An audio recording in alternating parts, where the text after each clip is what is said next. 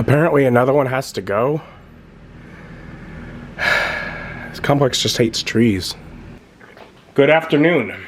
It is Tuesday, May 11th. I just got off work. Now and for the next couple of days, alright. And here in the last couple hours of work, my throat has been bothering me a bit. And then I get off work, and so my brain's no longer focused on work, and I realize, oh yeah, I was supposed to take another dose of ibuprofen 4 hours ago. It's just not been bad enough for me to correlate that, so definitely still improving. It's improving enough that I'm starting to forget to take my medicine when it comes up. But I do keep it all written down, so I can make sure at the very least for the antibiotic, I won't forget it for too long. I did have some annoyance during my workday as they've removed more trees. A while back they removed the one right here that I loved, and it was the squirrels would play in, and it was great fun. Well, I still at least had some shade and was blocked a bit from the street. But now they've removed those trees as well.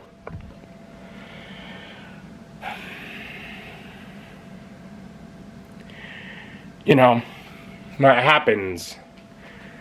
And my thought is definitely, strongly, well, probably just another couple more years here, and the plan is to try and get a home.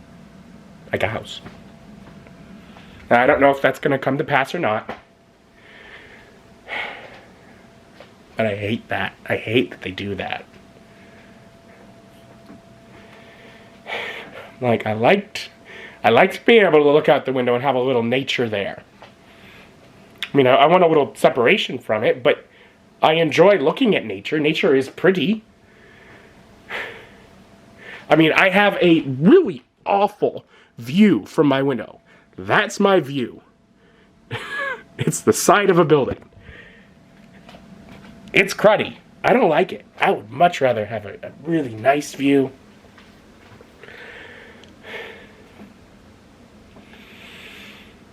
But anything of visual interest that I've had, they've killed.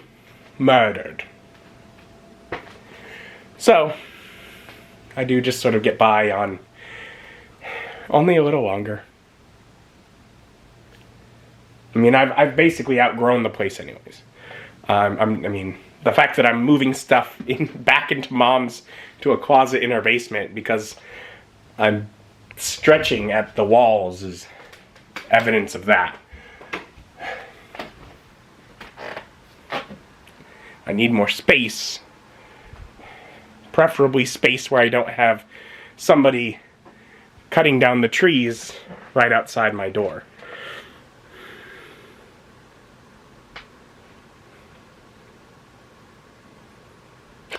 Oh well. It is Tuesday, so it's movie day. I haven't really thought about what I'm going to watch. But I will. And looking at the movies that I've watched so far, I found it interesting to note that I've not watched any movies by Tim Burton. Quite a fan of Tim Burton. In fact, I find a little silly of my possessions is I have 3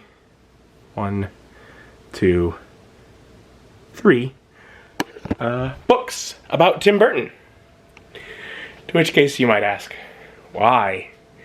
Well, there came a point in, I think it was in the community college, where I was doing a paper, and I needed at least 3 sources, and I decided it would be easier to just go onto Amazon and buy some books than it would be to go to the library.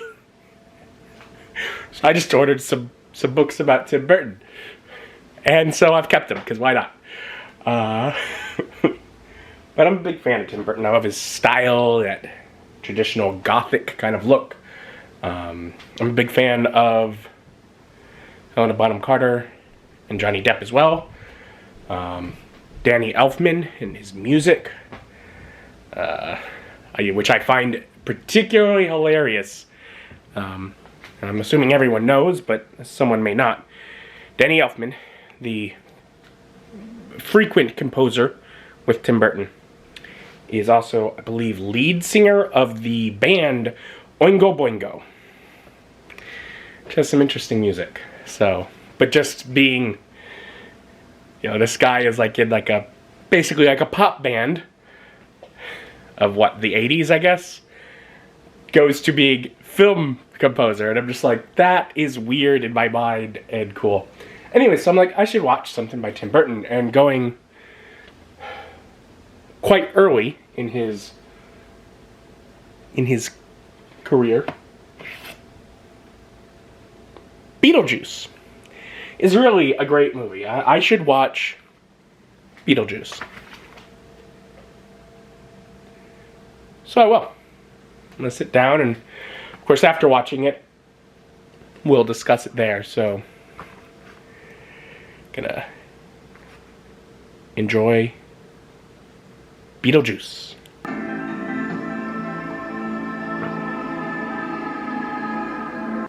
There's a lamp outside that has like a sensor for when it's dark that tells it when to turn on. But it's calibrated for being underneath the shade of a tree. It should be on for a while at this point. But it's not.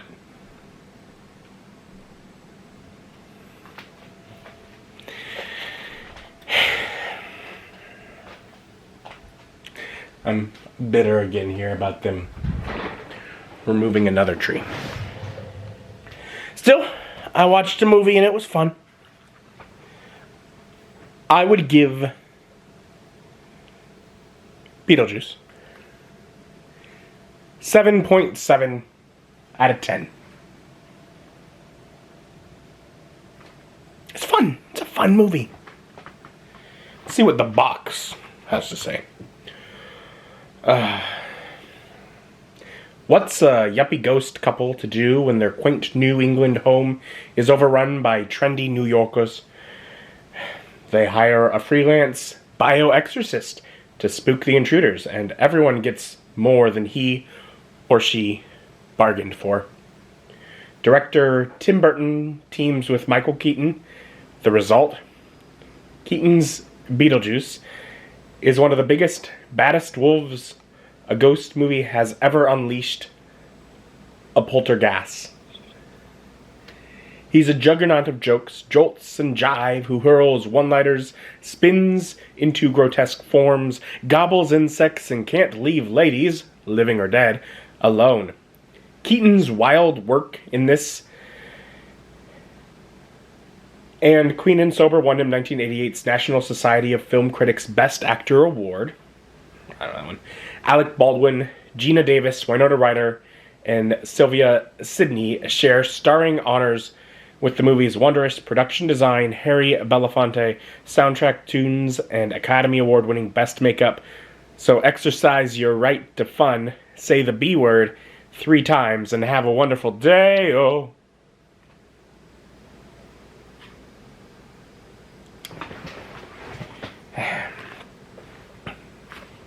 It paints it like Beetlejuice is the main character. He's not. He's a side character. He definitely mixes things up in the action.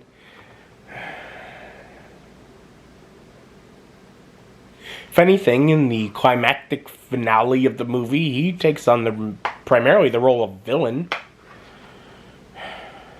Though Lydia's stepmother is the villain throughout most of it, I suppose. But that's not what the movie's about. It's at least not the story that I attach to in the movie and find so wonderful. It's a couple in this nice large house whose local real estate agent keeps trying to tell them that they need to sell it to a family. Someone with children. Which hurts. Because this couple wishes they have children. They've not been able to. And that's a tough one. That is a hard... I mean, obviously not something I've had over with. But as a kid, when I'd seen the movie, I didn't know anyone who'd gone through that. But at this point in life, there have been a few people I've known that have had that kind of struggle where they would like to have had children, and there are complications. That is not always something that a couple gets to do. And it's heartbreaking.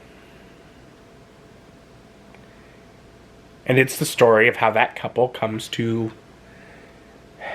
basically adopt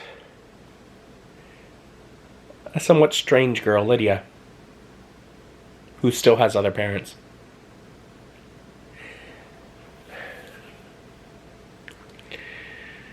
And it's wonderful. It makes the end of the movie the most uplifting moment. So,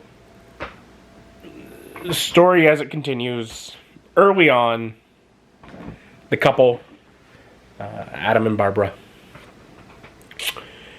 die. It's a dog's fault.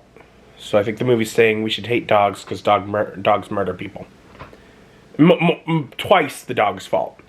The reason they end up in the situation where they're about to die is because they tried to not kill the dog. And then the dog, through action of moving, decides when they're at the brink of death to be like, no, let's finish them off. Murderous dog, just saying. Throws them off a bridge. Oddly, a mildly low bridge that feels like it probably shouldn't have killed them, but whatever. And they return home. They find that they cannot leave their home, for outside of their home itself is an endless desert with sandworms.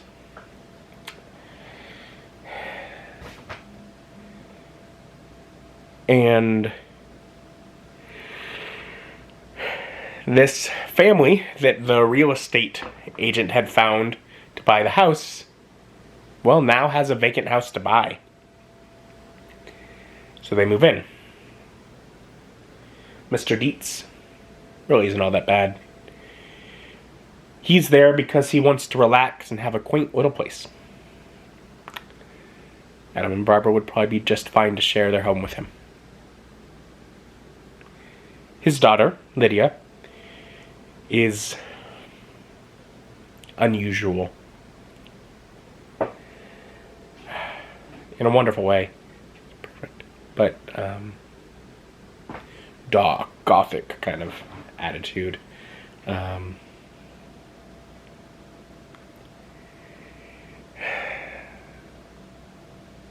But through the story, they quickly attach to her.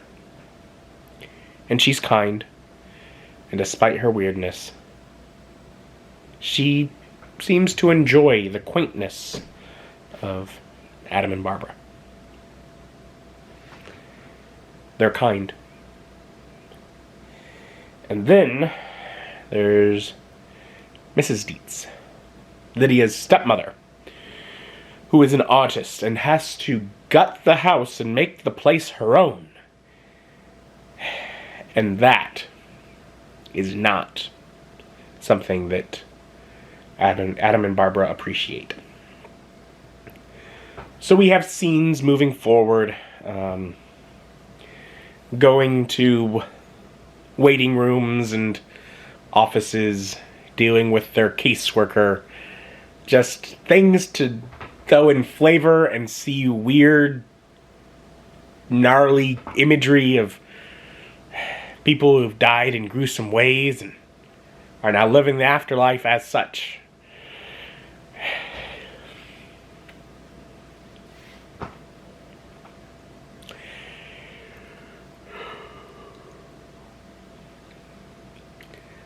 Visually interesting, entertaining. But throughout it, this Beetlejuice is trying, he's tied to a series of rules, and he's trying to get out into the real world. He has to be called upon thrice.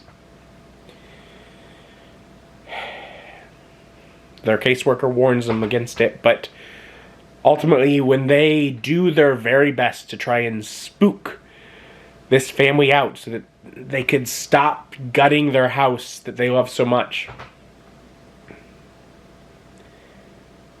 when they fail, they call upon Beetlejuice. But seeing the destruction and harm he causes, they call him back. They want to scare the Dietzes out. They don't want to hurt them. Particularly as at this point they care for Lydia. And of course it would hurt Lydia to cause harm to her father. So that's not okay. But at this point, because of their attempts, the Dietzes are getting people involved to try and set up some sort of paranormal theme park or something. They have a haunt. Well, that's not acceptable. The caseworker says so. You gotta do something. But at this point, they're like, no. We won't do the haunt, but we're not gonna keep trying to scare them out. Because they like that little girl, Lydia.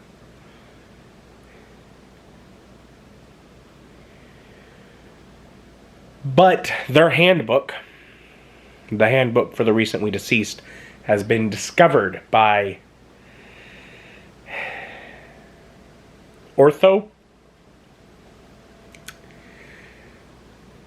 Mrs. Dietz's interior decorator with an interest in the paranormal. So when he, not really knowing what he's doing, manages to pull them out against their will in a way that is essentially exorcising them, death for the dead, Lydia, who also cares for them, calls on Beetlejuice and makes a bargain to save them. He holds up his end. He gets rid of the people that were invited over to try and potentially look into making this paranormal theme park. He sets Adam and Barbara on a path that they're going back to themselves, being unexercised, I suppose, before it's too late. And his bargain was to marry Lydia, apparently a way to permanently be out of this entrapment that he has, where he keeps getting sent away by, again, thrice calling his name, sends him back to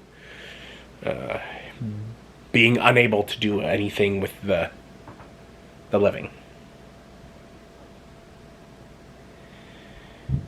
So this final climactic scene is this weird puppet of a minister is marrying Lydia to Beetlejuice,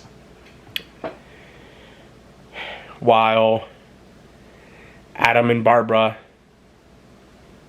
and at one point Lydia, are attempting to call out his name 3 times to get rid of him, and he keeps doing things to get rid of him.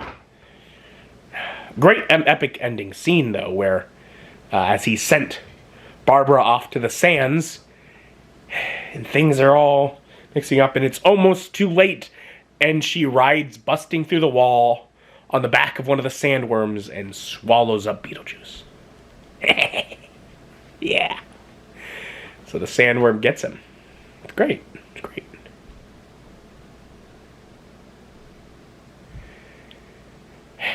And you have a moment, and the scene kind of backs up, of the Dietzes, Lydia, Adam and Barbara, in this room, kind of devastated by what's just happened. And they're kind of cautiously looking at each other.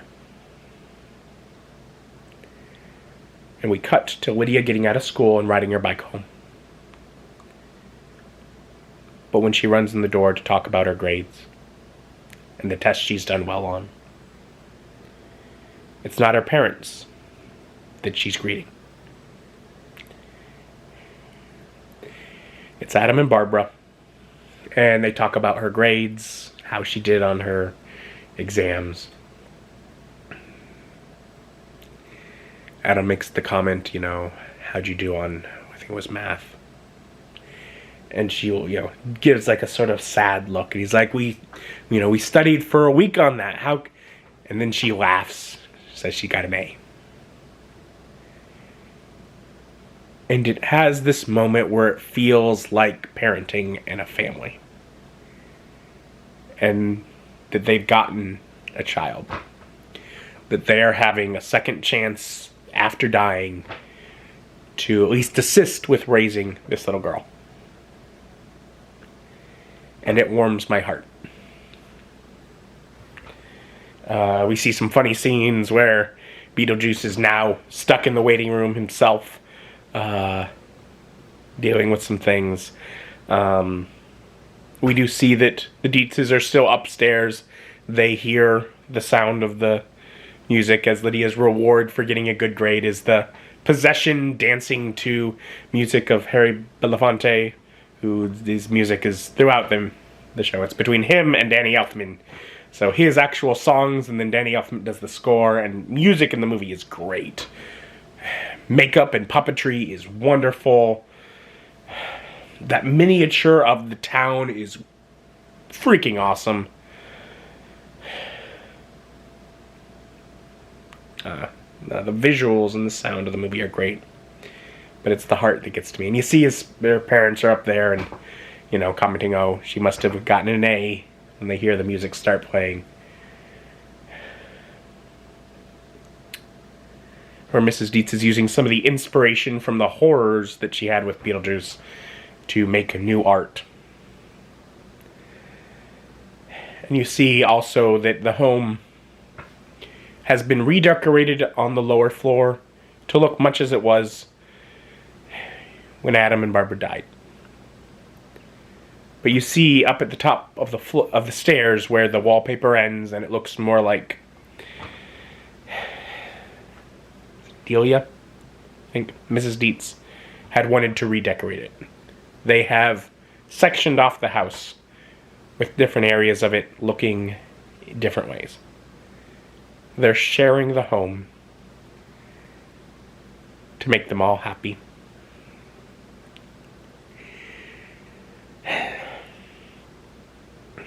And they get to help raise that little girl. I love it. I love it so much. I will point out, I noticed, I have old DVD copy, but I have like a set that has like a Blu-ray. And it came in, I hate it. It comes in like a 3-disc set, 3 different movies, all in a box. I hate that. But I have all 3 movies in DVD. So I think I'm going to make sure that it's the same, or that there aren't different bonus features on this that it's missing. But I think this just has more. And then I'll probably keep this box so it has a single box, and I'll just replace the movie in it with the Blu-ray copy, because why not?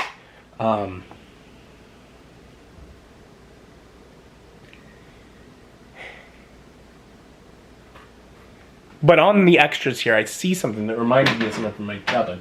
It says Beetlejuice cartoon episodes. Because there was a cartoon, I'm like, oh, I remember the cartoon. That cartoon doesn't make any sense. I haven't watched any of them. But I remember in the cartoon was Lydia and Beetlejuice, where they're teaming up to do whatever. They're not pals. The story, the movie, never set up that they were pals. But that's what the cartoon is, because of course they're the interesting characters. The cartoon does not particularly set up to have really any relation to the movie, and it's obnoxious, but whatever.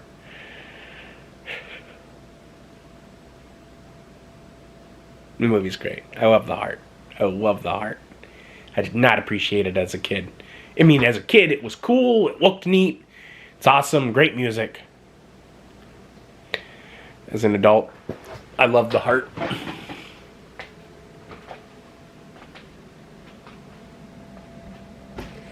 You know what? I don't think that the issue is that that lamp was calibrated based on there being more darkness because of the tree. I think they just broke it while they were cutting down the tree next to it because it's just dark out now. And it's still not on. I think they broke it. I mean, they're evil people that come and cut down people's trees. I mean, who's to put past? They would just break things.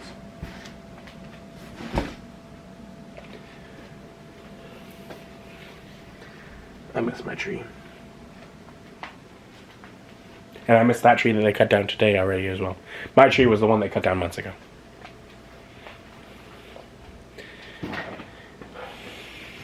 A couple more years. I'll get a place of my own.